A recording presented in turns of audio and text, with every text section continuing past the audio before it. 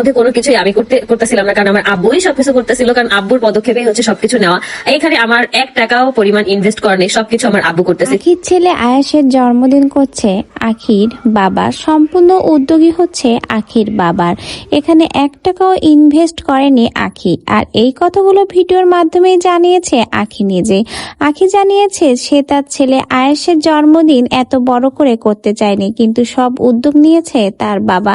তার বাবা চায় আয়াসের প্রথম জন্মদিন ধুমধাম করে বড় করে হোক, এজন্য 70 জনের মতো লোক দাওয়াত করেছে আয়াসের এই প্রথম জন্মদিনে। এবং আয়াজের এই জন্মদিনের জন্য 1 টাকাও খরচ করেনি আখি, সব টাকায় আখির বাবা খরচ করেছে। আখি নিজেই বলেছে এত বড় আয়োজন আমার পক্ষে করা সম্ভব ছিল না, কিন্তু আমার বাবার জন্যই সবকিছু সম্ভব হয়েছে। কিন্তু কিছুদিন আগে সোশ্যাল মিডিয়াতে আখির পরিবারকে নিয়ে কিন্তু ভিন্ন কথা শোনা গেছে। অনেকে তখন বলেছে আখির বাবা নাকি আখির কামাই খায়, আখির ইনকাম খাওয়ার জন্যই তাকে নাকি আহাদের সংসার থেকে ছাড়িয়ে নিয়ে এসেছে।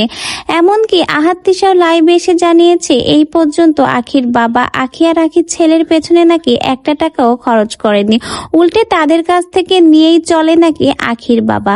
তাদের এই অভিযোগগুলো কিন্তু এবার আখির এই কথার মাধ্যমে মিথ্যা প্রমাণিত হলো, কারণ আখি তার ভিডিওর মাধ্যমেই ক্লিয়ার করেছে আসল সত্য। আখি জানিয়েছে তার ছেলের জন্মদিনের সকল খরচ বহন করছে তার বাবা, আর এই জন্মদিনের 1 টাকাও আখি নিজে দেয়নি।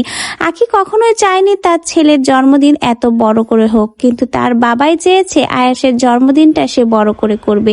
এজন্য আয়াসের জন্মদিনের সকল খরচ করছে আখির বাবা নিজে, 1 টাকাও আখির কাছ থেকে নেয়নি। এমনকি আখির বাবা নিজেই 70 জনের মতো মানুষকে দাওয়াত করেছে আয়াসের জন্মদিনে। তো ভিউয়ার্স, এতদিন যারা আখির বাবাকে নিয়ে এত অভিযোগ করেছে তাদের সেই অভিযোগগুলো এখন কোথায় গেল?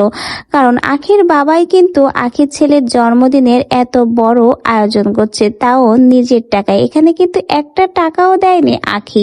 আর এই কথাগুলো কিন্তু এবার ভিডিওর মাধ্যমে আখি নিজ মুখেই ক্লিয়ার করেছে।